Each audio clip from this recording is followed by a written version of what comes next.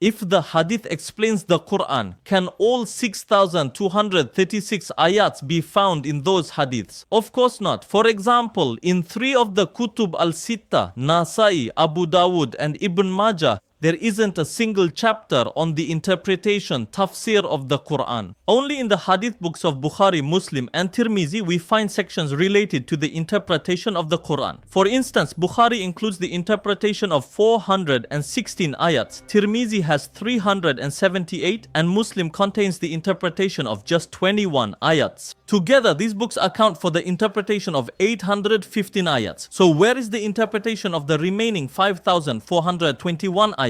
So you can also claim that some of these were clear. There was no need to explain them. Well, did the Prophet only interpret the 815 verses that needed explanation at that time? Open those commentaries and examine them. Were they verses that truly needed explanation, or were they verses that anyone could understand upon reading? By making such claims, you are undermining the value of Allah's book, suggesting that it requires the support of hadiths. Do you really understand what you are saying? What did Allah fail to convey in the Quran that made the hadiths necessary? Imagine that those who accept hadiths as similar to the Quran report that the Prophet prohibited writing hadiths in hadith books.